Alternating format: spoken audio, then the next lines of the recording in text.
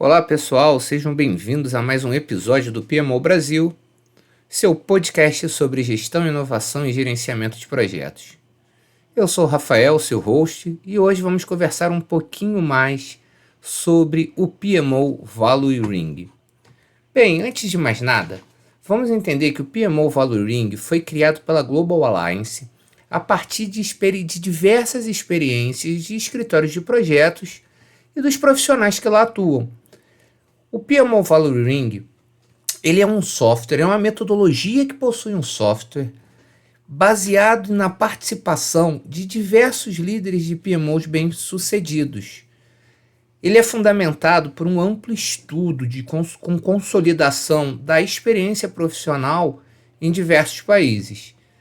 Recomendo, antes de mais nada, que acessem o site da Global Alliance para entender. Eles têm muito material, muito produto científico, papers, que podem ajudar a compreender grande parte do funcionamento de seu software. E ele traz algumas experiências, alguns benchmarking muito bem sucedidos, que são aplicados dentro da lógica que tem dentro desse software. Esses benchmarking, eles se baseiam em análises estatísticas feitas sobre as experiências de uma comunidade internacional formada por profissionais que detêm a vivência e o conhecimento do dia a dia dos PMOs de sucesso. O consenso desses profissionais sobre quais práticas de fato funcionam é chamada de inteligência coletiva. E em diferentes cenários organizacionais, é o conteúdo de alto valor que serve de fonte das recomendações propostas pelo software, pelo PMO Value Ring. É uma metodologia que propõe que o PMO seja visto como um prestador de serviços.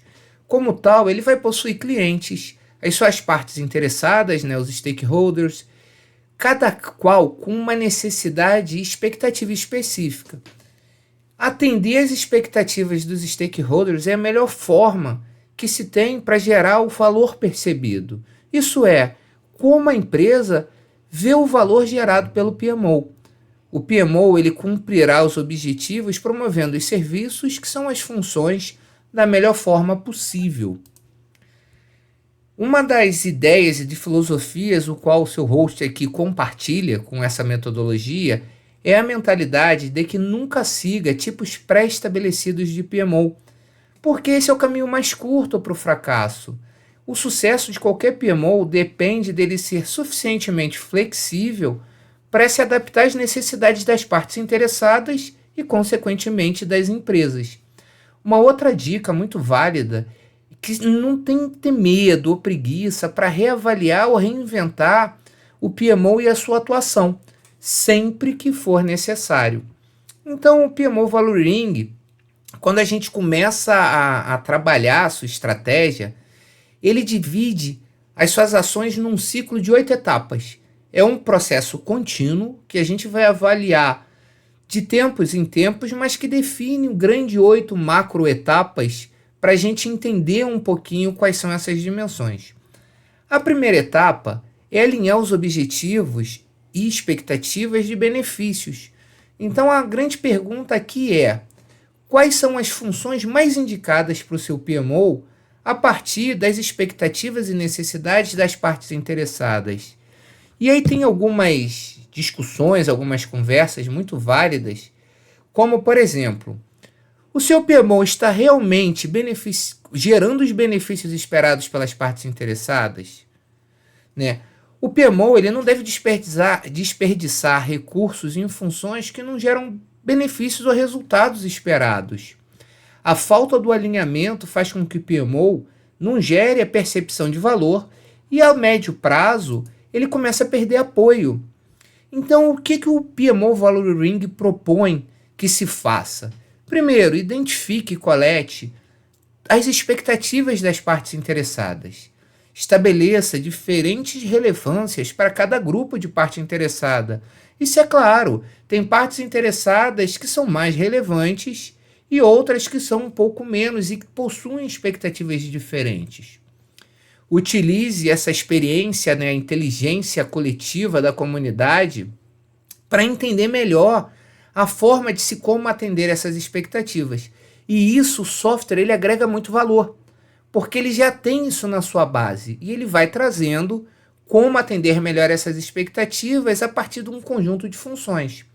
O resultado esperado dessa primeira etapa é uma lista de funções recomendadas para o PMO, considerando as expectativas das partes interessadas, e o total alinhamento entre os esforços do PMO e os resultados que se esperam dele, gerando assim maior percepção de valor pelas partes interessadas.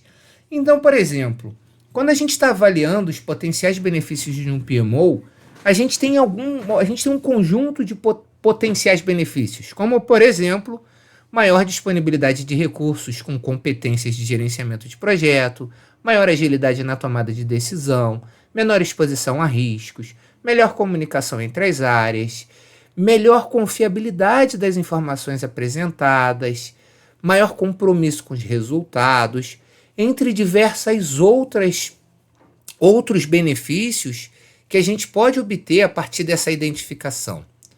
Tá? O apoio ao planejamento de projetos, gerenciar as mudanças e transformações organizacionais.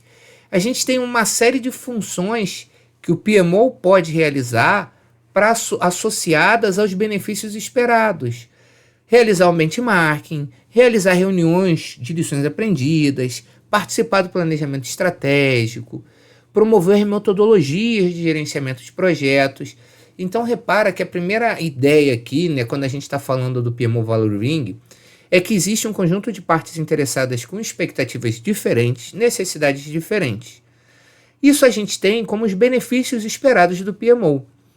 E para se alcançar esses benefícios, a gente tem que identificar um conjunto de funções que estão associadas à produção dos benefícios esperados. Essa é a primeira etapa. A segunda etapa é equilibrar a geração de valor no tempo. Então tem uma pergunta aqui fundamental. As funções do seu PMO são capazes de gerar percepção de valor em curto, médio e longo prazo? Pensa o seguinte, as funções do PMO, elas devem estar relacionadas e devem ser selecionadas considerando, primeiro, a capacidade da geração de percepção de valor ao longo do tempo, e outra, eu tenho que ter um equilíbrio para ter a manutenção e satisfação das partes interessadas. Pensa o seguinte, os benefícios esperados pelo seu patrocinador podem ser diferentes dos benefícios esperados pela equipe de gerenciamento e pelas lideranças das áreas em que os projetos estão acontecendo, concordam? Como é que eu gero um equilíbrio para atender da melhor maneira possível todas essas expectativas a partir de um PMO? Então a gente começa a pensar nisso daí. E aí o que o PMO Value Ring propõe? Vamos selecionar as funções que serão executadas pelo PMO no próximo ciclo de avaliação. Avalie a aderência do mix de funções selecionado em relação às expectativas das partes interessadas. E aí se começa a analisar. O software ele consegue associar, né, a partir da inteligência coletiva, o potencial que um conjunto de funções tem para gerar um conjunto de benefícios esperados.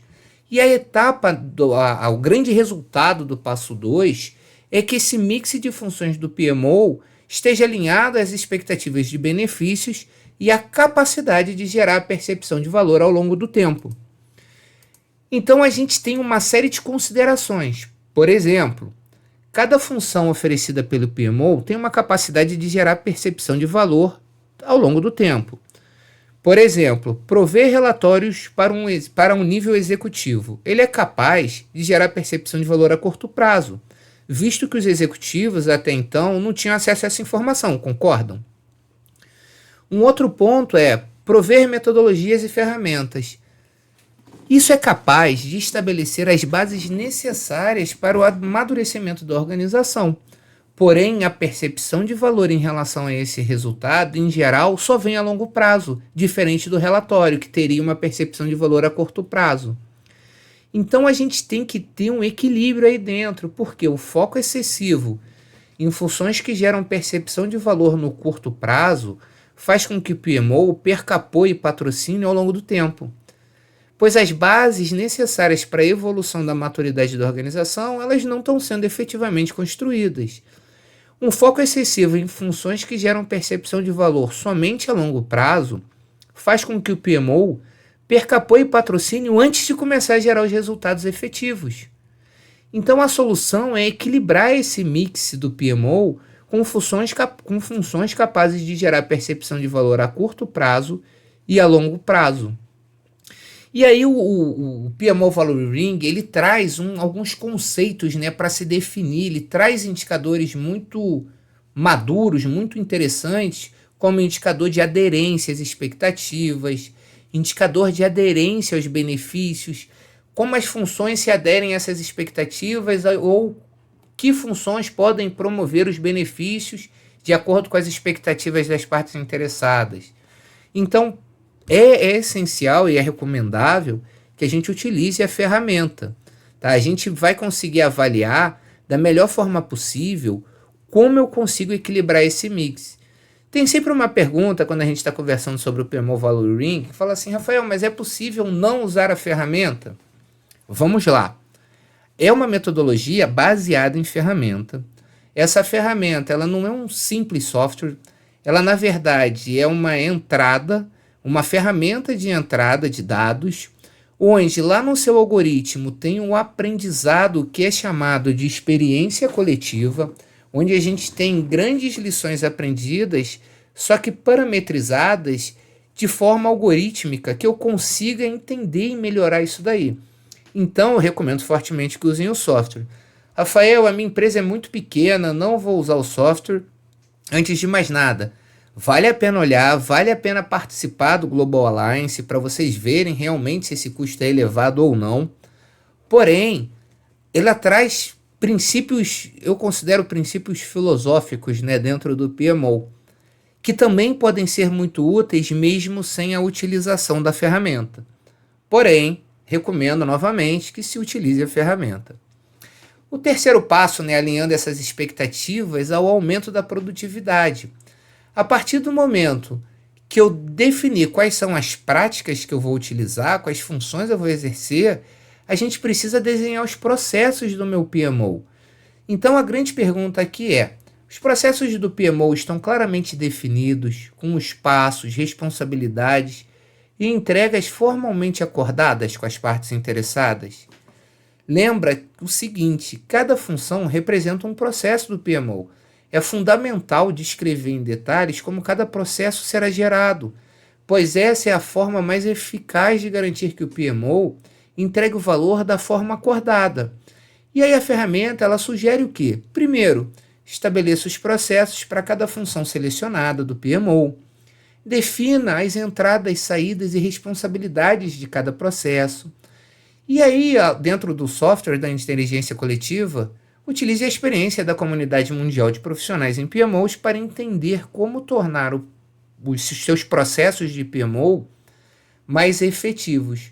O grande resultado esperado do passo 3 são os processos detalhados para cada função, incluindo tudo que a gente faz quando mapeia processo, suas interfaces, entradas, saídas, responsabilidades. Isso vai gerar um catálogo de serviços do PMO, a ser acordado com as partes interessadas. Repara que a gente conhece esse conceito não só do BPM, né, do gerenciamento baseado em processos de negócio, mas como a própria ITIL 4 traz a ideia do catálogo para negócio, não só para TI. O PMO ele também é uma parte do negócio. Isso é fundamental. E repara que isso é um ponto de interseção em diversas metodologias, boas práticas, diversas técnicas. Isso é bem bacana, né, de se observar. E aí a gente vai para o passo 4, que a gente precisa definir métricas, a gente precisa monitorar o nosso PMO. O que não é medido, não é gerenciado. Então a ideia aqui qual é? Qual a melhor forma de medir a performance do seu PMO e se ele está realmente gerando valor? Como eu vou demonstrar o valor e a contribuição do PMO? Lembra que cada processo do PMO deve ser monitorado por meio de indicadores de desempenho específicos, capazes de demonstrar suas responsabilidades, se as suas responsabilidades estão sendo cumpridas ou não, conforme foi acordado, conforme o princípio da eficácia e da eficiência. Então a ideia aqui é a gente medir para avaliar, né? Se eu não consigo medir, eu não consigo avaliar se eu estou melhorando ou não. Então, quais são as etapas que o PMO Valoring sugere? Selecione quais indicadores de desempenho serão utilizados para monitorar cada função do PMO. Estabeleça a relevância, forma e periodicidade da medição, quais são as nossas metas. E o resultado esperado são um conjunto de indicadores de desempenho para o monitoramento e performance do nosso PMO. Então, por exemplo, nem sempre o sucesso dos projetos indica o sucesso do PMO, concordam? Tudo depende de quais funções o PMO está promovendo. Algumas podem ser medidas de forma direta e outras não. O desempenho do PMO ao prover cada função deve ser medido a partir de indicadores específicos. Então a ideia aqui é a gente ter um indicador para cada função que está sendo gerada. Por exemplo, imagina que eu tenho lá uma função que é prover metodologia. Pode ser medido através, por exemplo, da aderência de utilização de uma metodologia. Qual é o percentual de projetos que está aderido àquilo ali, que está aderente àquilo ali, né, corrigindo ao português, a sintaxe. Um outro indicador pode ser não só a aderência, mas a correção no uso. Né? A partir de que momento eu consigo utilizar processos dentro dos meus projetos onde eles estão utilizando sem erro. Isso também é um indicador interessante. Repara que isso é um exercício que o PMO tem que promover. Uma outra etapa que a gente tem aqui muito importante é o passo 5. É definir o perfil da equipe do PMO. Pensa o seguinte, a gente definiu funções, a gente definiu expectativas, agora eu preciso ter pessoas com competências para entregar aquilo ali. Geralmente, as competências de um gerente de projeto não necessariamente são as mesmas competências de um profissional de PMO. Rafael, como é isso? Qual é o objetivo do gerente do projeto? Ele tem o mesmo objetivo do gerente do PMO? Eles têm as mesmas formações, as mesmas habilidades e competências? A gente sabe que não. São objetivos diferentes. As competências necessárias vão depender, inclusive, das funções que estão sendo oferecidas naquele ciclo para os stakeholders. Esses profissionais deverão ser alocados por função. Tá? Quem atende melhor às competências exigidas para uma determinada função. Quanto maior a aderência às competências exigidas, maior o valor gerado. É importante a gente entender isso daí, porque muita gente acha que montar um PMO é juntar um monte de gerente de projeto. Isso não é verdade. Isso tem grande chance de falhar. A gente tem perfis, a gente tem que entender para que o meu PMO serve, quais funções garantem ou aumentam as chances de eu entregar aqueles benefícios que são esperados e qual é o perfil que eu tenho que ter na minha equipe para conseguir executar as funções que foram mapeadas em processos para gerar os benefícios. Repara que a lógica é um pouquinho diferente, concordam? Isso é muito legal. Um outro ponto é planejar a evolução e maximizar o valor gerado. Então é o seguinte, qual é o meu nível de maturidade qual é o nível de maturidade do meu PMO? Como é que o meu nível de maturidade influencia a geração de valor? O meu PMO tem um plano de melhoria, um plano de evolução? O PMO ele deve planejar claramente como se dará a sua evolução, o que contribuirá para a geração de valor. Quanto melhor o PMO prover as suas funções, maior será o valor gerado. Então a ideia da metodologia é identificar o nível atual e o nível desejado. E repara, é muito o exercício lá do mapeamento de processos, do as is, do como é para o to be, do como será. E aí eu vou precisar criar um plano de ação maduro para eu conseguir levar o meu cenário atual para o cenário desejado. O resultado esperado aqui é a avaliação de maturidade do PMO, as metas para a evolução e o plano de ação para essa evolução. Então isso é estratégico dentro de um PMO. O próximo passo, penúltimo passo do ciclo, né, o passo 7, é descobrir qual é o retorno financeiro que o seu PMO dá, considerando a realidade da empresa. Então as perguntas-chave: qual o retorno financeiro do PMO? A estrutura de custos do PMO é apropriada? O PMO está de fato atendendo às necessidades da organização como um todo?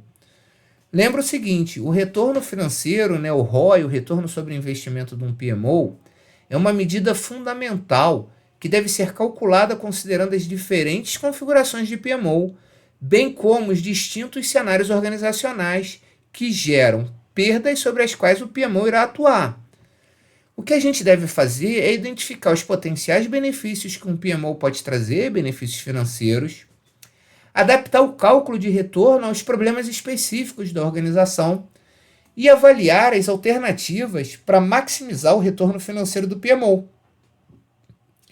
O resultado esperado dessa etapa é um indicador de retorno financeiro do PMO, um detalhamento de informações para a tomada de decisão, dentro do que um PMO pode trazer de ganho para a sua organização ou o que um PMO pode te economizar de perdas, de desperdício, quando ele está bem montado. Quando a gente começa a calcular o ROI, isso é bem desafiador, tá? Em especial quando a gente trabalha um PMO no modelo tradicional, que a gente não tem muito esse link. Eu, como comentei aqui no início da nossa conversa de hoje, quando a gente se baseia em casos de sucesso ou a bala de prata para criar um PMO de sucesso, a gente sabe que isso é uma grande falácia, isso é uma mentira. Essa é a maior chance do seu PMO começar e morrer, gastar o dinheiro da organização e não funcionar. A gente tem que entender que para cada empresa, ou melhor, para cada momento da empresa, o PMO precisa e deve ter uma atuação diferente. Perfeito? E a premissa básica aqui do passo 7 é o seguinte: o PMO existe para reduzir as perdas observadas no portfólio de uma organização. E cada organização tem diferentes motivos que podem causar perdas. Então lembra que cada serviço proposto pelo PMO tem uma probabilidade de contribuir para a recuperação dessas perdas do portfólio e assim justificar a necessidade do PMO, né? Além de agregar valor.